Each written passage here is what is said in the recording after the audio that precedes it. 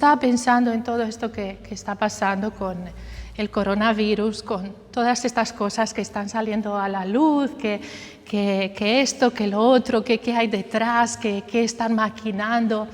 Y mirad, hermanos, yo no sé si esto, cuánto de todo esto es cierto, cuánta verdad hay en todo lo que se está escuchando, en todo lo que estamos viendo por ahí.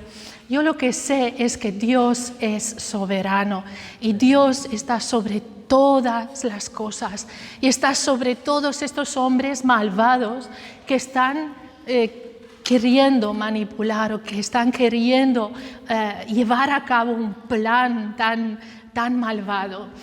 Si es que eso es así, Dios está sobre todo esto. Dios es un Dios soberano. Yo eso lo sé con seguridad. Yo eso lo tengo más que asimilado, que Dios está en control de todo. Sea lo que planifiquen, sea lo que están pensando, Dios está por encima de todo eso. Y nosotros, siendo sus hijos, podemos estar confiados, podemos saber que todo va a ir bien. Y otra cosa que yo he visto en la Biblia, leyendo la palabra, es que siempre en estas situaciones, en estos momentos de crisis, en estos momentos en los que los reyes venían como para destruir al pueblo de Dios, Dios llevaba o llamaba a su pueblo al arrepentimiento y llamaba a su pueblo a volverse a Él, a confiar en Él, a creer en Él, y con Él podían vencer y podían ganar esas batallas. Y nosotros estamos hablando de la iglesia, ¿verdad? Estamos habiendo una serie de prédicas acerca de la iglesia y estamos en el libro de Hechos. Y yo veía también en el libro de Hechos que hay algo, una característica, algo que en esos primeros momentos en los que los discípulos estaban ya pues formando la iglesia, estaban predicando, hay algo muy clave, muy importante, que es el tema del arrepentimiento. Ellos predicaban el arrepentimiento. ¿Y qué pasaba? Pasaba que miles de personas se compungían en su corazón, miles de personas se volvían a Dios, de tal manera que vamos a leer en Hechos capítulo 2, vamos a leer el versículo 14, dice: entonces Pedro, poniéndose en pie con los 11, alzó la voz y les habló diciendo: varones judíos y todos los que habitáis en Jerusalén, esto sea notorio y oíd mis palabras, porque estos no están ebrios como vosotros suponéis, puesto que es la hora tercera del día. Mas esto es lo dicho por el profeta Joel. Y empieza Pedro a predicar. Y en los siguientes versículos vemos todo lo que él está hablando. Pero me llama la atención el versículo, a partir del versículo 36, que dice: sepa pues certísimamente toda la casa de Israel que a este Jesús, a quien vosotros crucificasteis, Dios le ha hecho Señor y Cristo. ¿Sí? Dios le ha hecho Señor y Cristo, soberano sobre todas las cosas. Él es el que gobierna, Él es el que está sobre todo. Y al oír esto, se compungieron de corazón y dijeron a Pedro y a los otros discípulos: varones hermanos, ¿qué haremos? Varones hermanos, ¿qué haremos? Pedro les dijo, ¿qué les dijo? Venid a la iglesia, venid el domingo al culto, venid el viernes a la oración. ¿Les dijo eso? No, les dijo: arrepentíos y bautícese cada uno de vosotros en el nombre de Jesucristo. ¿Para qué? Para perdón de los pecados, y recibiréis el don del Espíritu Santo. Arrepentíos y bautícese cada uno en el nombre de nuestro Señor Jesucristo para el perdón de los pecados. Esto es lo que se practicaba en la iglesia en Hechos. Esto es lo que se predicaba en la iglesia. El arrepentimiento. Los discípulos predicaban y no paraban de compartir este mensaje de arrepentimiento. Y la gente,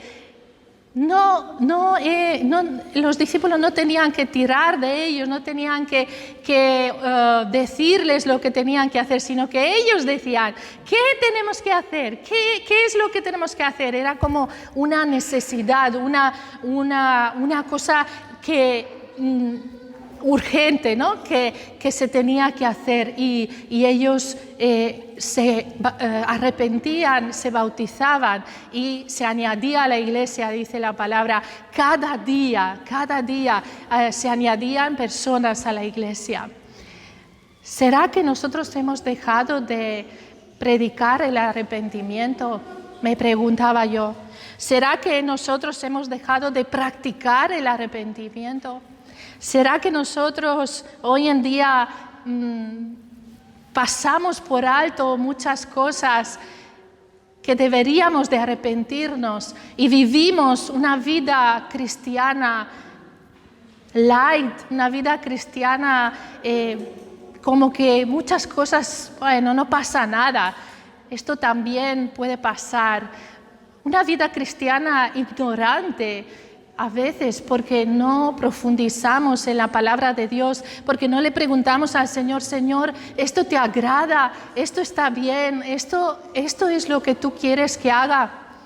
Y creo que el mejor ejemplo, el mejor pasaje que yo he encontrado en la Biblia de cómo deberíamos de arrepentirnos, cómo deberíamos de vivir para ser agradables, para ser conforme al corazón de Dios, creo que es el Salmo 51, el Salmo que escribió David, el rey David. Este hombre que quizás la mayoría conocéis la historia, pecó, cayó en pecado, adulteró, cogió una mujer que no era suya, pero no solo eso, no solo que adulteró, sino que cometió un pecado mucho más grave a nuestro parecer, porque para Dios todos los pecados son iguales. Mató a un hombre, hizo matar, planificó la muerte de un hombre, el esposo de esta mujer, para que él pudiera acogerla, ¿no? Y se la acogió, se casó con ella y tuvo incluso un hijo. Pero este salmo nos habla acerca de lo que es el verdadero arrepentimiento. Y quiero que vayamos ahí al Salmo 51. Hoy va el día de Salmos. Y los viernes también leemos los Salmos. Y el versículo 1 dice así: Ten piedad de mí, oh Dios, conforme a tu misericordia, conforme a la multitud de tus piedades, borra mis rebeliones. Ten piedad de mí, dice David. David ora por el perdón. Y me llama la atención aquí por una cosa, que él apela a los atributos de Dios. Y él dice, ten piedad de mí conforme a tu misericordia. Él apela a la piedad de Dios, apela a la misericordia de Dios. En otras versiones dice a la bondad de Dios o al amor de Dios. Y a la compasión de Dios. Diferentes versiones que he estado buscando y he visto que los atributos de Dios. David va delante de Dios y dice, Dios, tú eres misericordioso, Dios, tú eres compasivo, Dios, tú eres bondadoso, Dios, ten piedad de mí. ¿Sabe? A nosotros, humanamente, no nos gusta apelar a la misericordia de una persona normalmente. No es algo agradable. No es algo que nos sea fácil, ¿no? oye, ten misericordia de mí y dame algo de comer, o ten misericordia de mí y ayúdame en esta situación. No lo hacemos con agrado, no es algo que nos haga mucha ilusión. Pero en el ámbito espiritual es todo lo contrario. El acudir a la misericordia de Dios demuestra que somos una persona madura, demuestra que somos una persona que hemos entendido que solo por la gracia y la misericordia de Dios podemos ser perdonados. Hasta que no llegamos a ese nivel de entendimiento de que nada podemos recibir, y mucho menos el perdón de Dios, si no es por la gracia, por su misericordia, por su compasión, por su amor que tiene hacia nosotros, no entendemos el verdadero arrepentimiento. Es que Dios no está obligado a perdonarnos.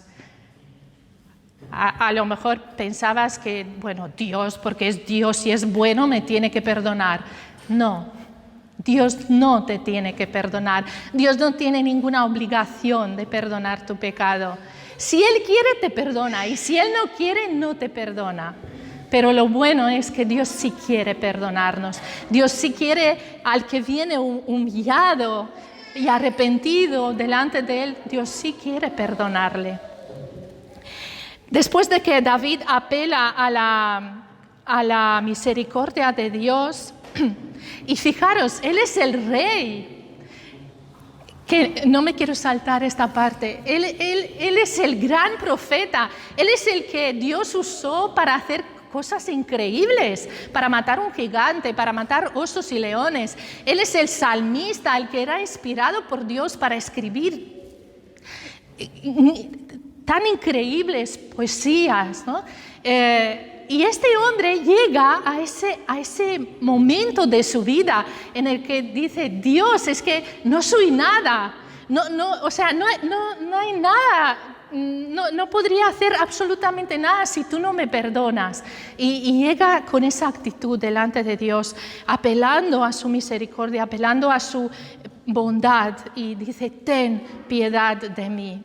Ese es el primer punto que quería resaltar, apelar a los atributos de Dios, apelar a la misericordia de Dios cuando venimos a arrepentirnos delante de Él.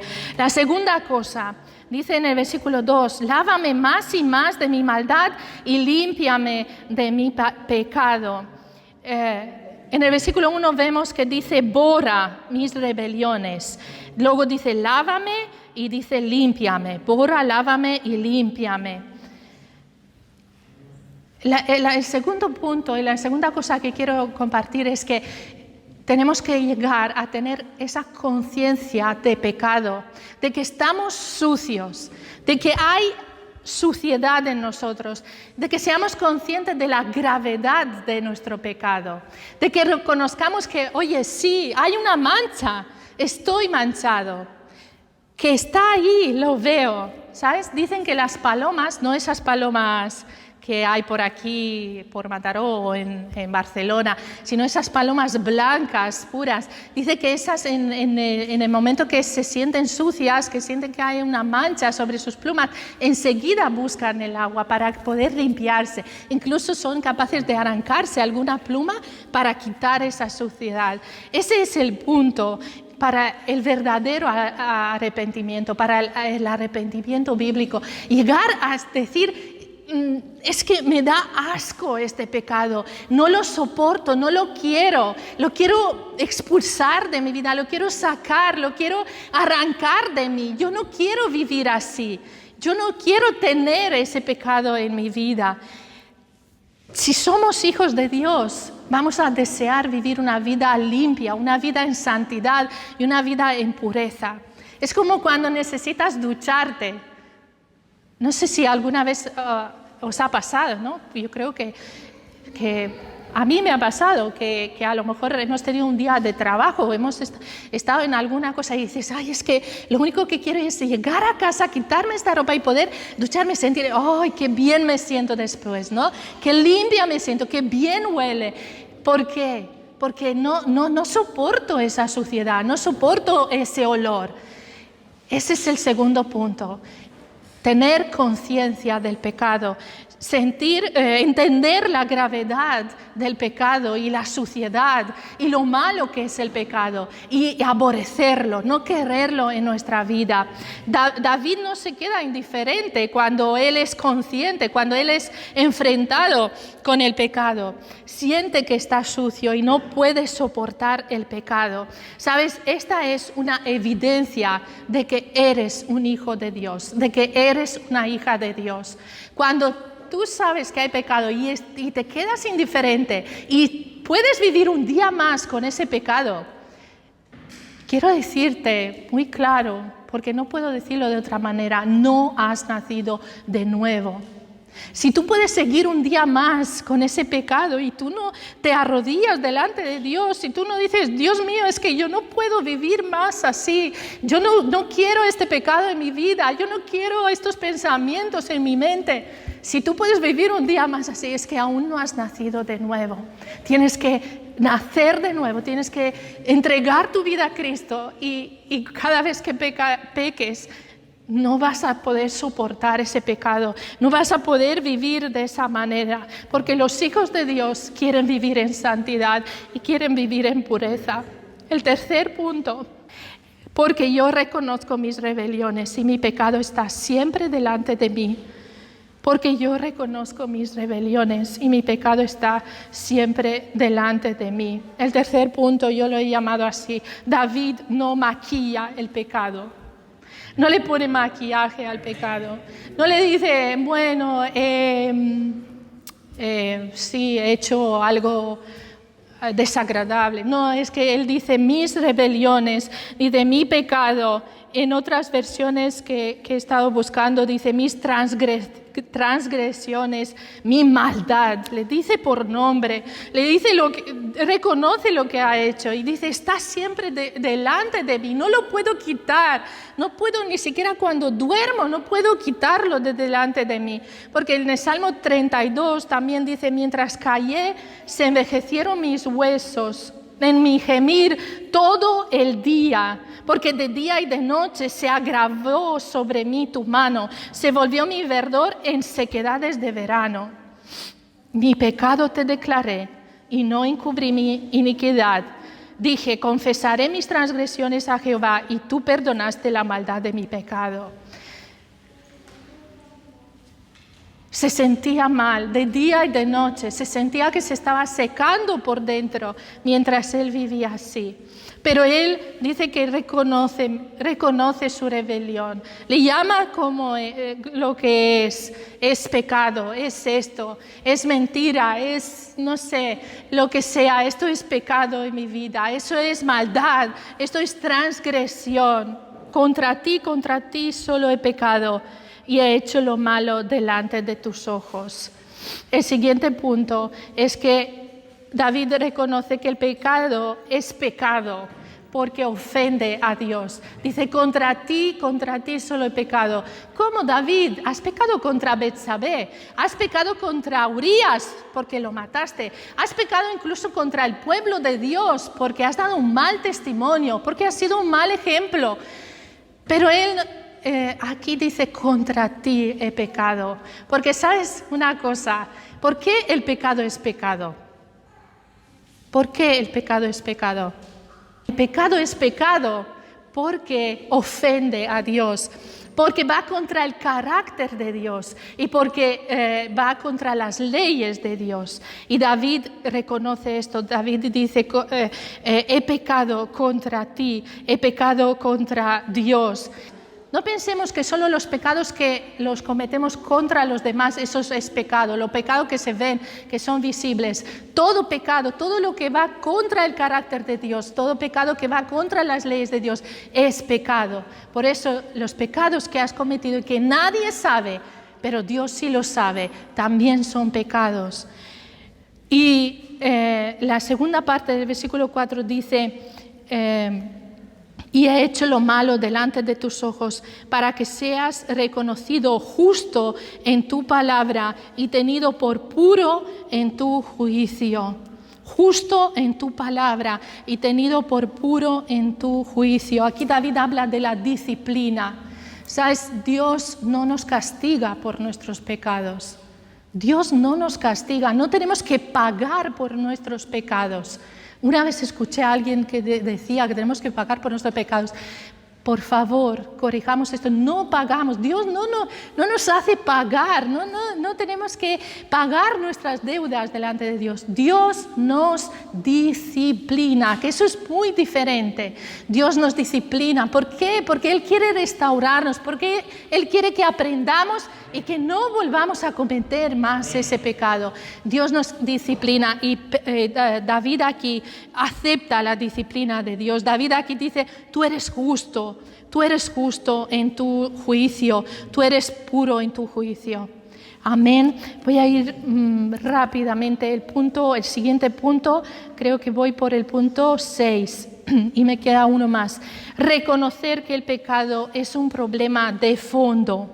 El versículo 6, he aquí tú amas la verdad en lo íntimo y el versículo 5, he aquí en maldad he sido formado y en pecado me concibió mi madre. El pecado es un problema de fondo, no es algo exterior, no es algo que, pues bueno, Dios, es que he pecado porque mira el ambiente en el que he sido educado, mira la sociedad, mira pues la familia en la que he nacido y claro, pues mi madre me concebió y la culpa es de la madre o del padre o de la familia. No, David aquí reconoce que el problema es algo de corazón, es algo desde el nacimiento. Antes de ser formados, de ser concebidos, ya hemos nacido en pecado. Y el problema es muy de fondo, muy de corazón. Y eso tenemos que, para arrepentirnos de verdad, tenemos que dejar que Dios penetre hasta lo más profundo de nuestro corazón. No culpar las cosas externas, no decir, no, pues claro, Señor, es que el cuerpo, pues es que he visto y claro, he caído, pero tú sabes, Señor, que yo en mi corazón, yo te amo, yo escribo salmos. ¿David dijo eso? No dijo eso, no culpó las cosas externas, ¿no? Ay, pues que el cuerpo es débil, ¿qué voy a hacer? Es que he caído otra vez. No, dijo, sí, reconozco que en mi corazón está el problema. Reconocer el problema de fondo. Y por último, el último punto que quiero que veamos hoy es el versículo 6. He aquí, la primera parte del versículo 6. He aquí tú amas la verdad en lo íntimo.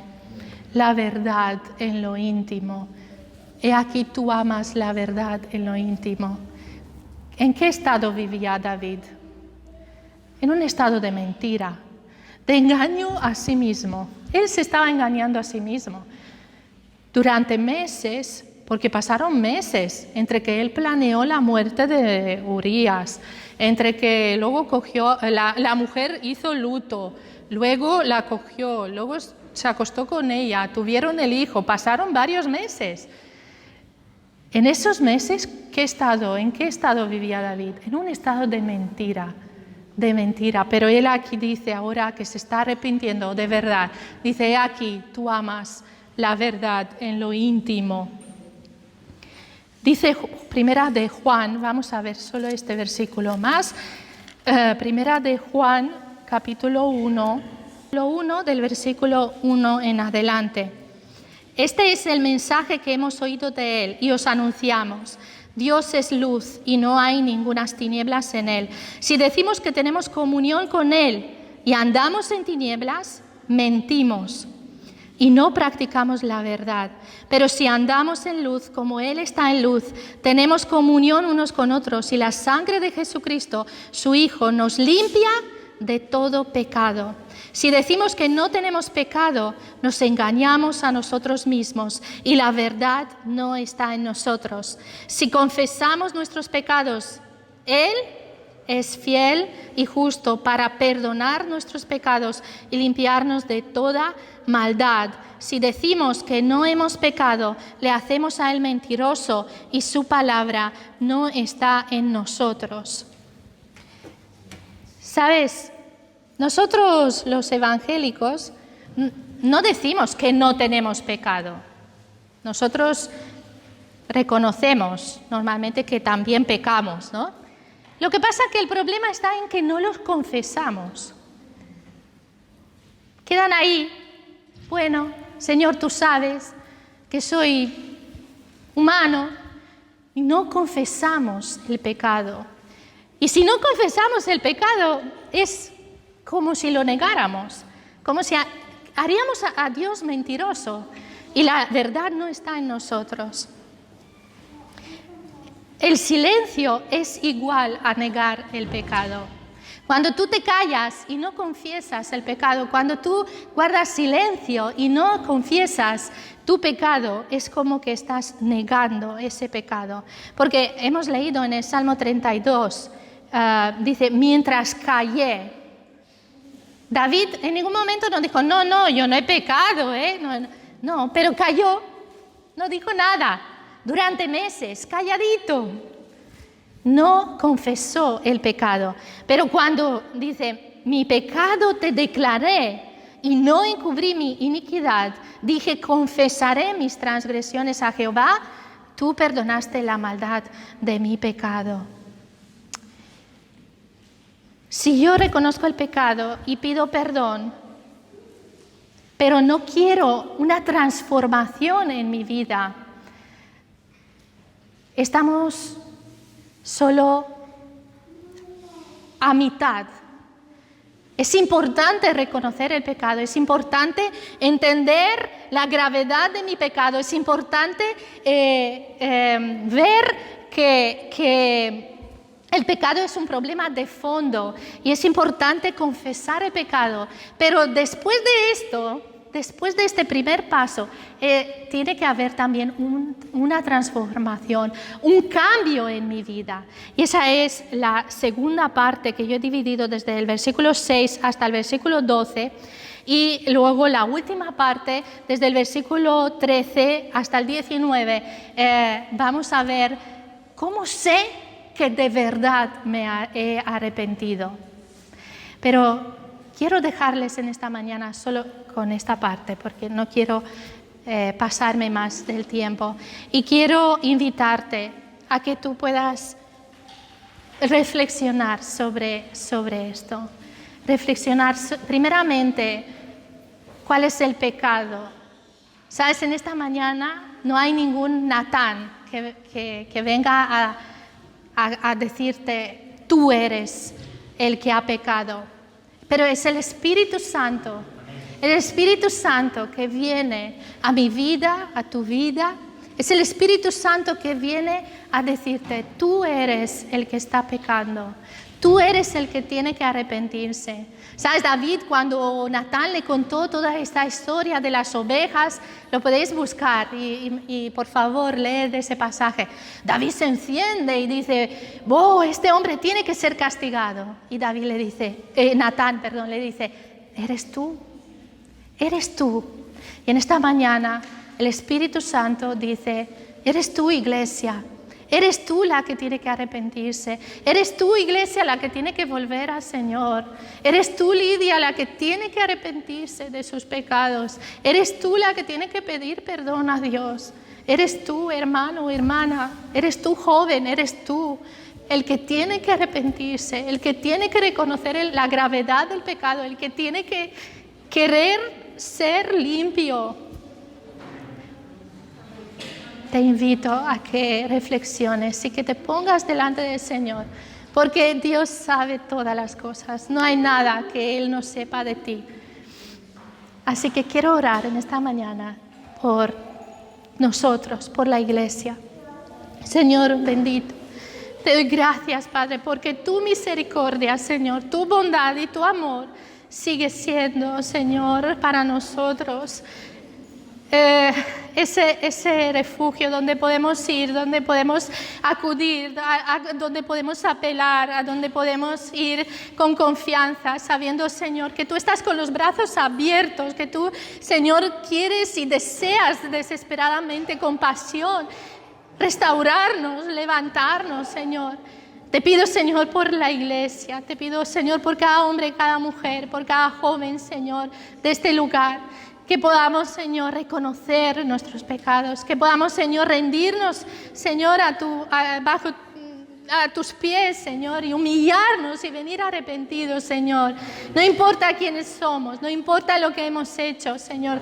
David era el rey, era el gran rey, era el elegido, el llamado. Pero Él se humilló, Señor. Y en esta mañana yo, Señor, quiero pedirte que tú nos ayudes, Señor, que podamos arrepentirnos, que podamos humillarnos, Señor, y que podamos, Señor, como esa iglesia en Hechos, poder predicar la palabra a otros y que, Señor, multitudes se puedan convertir, se puedan arrepentir y que vengan al conocimiento de la verdad. En el nombre de Jesús. Amén. Que el Señor te bendiga, iglesia.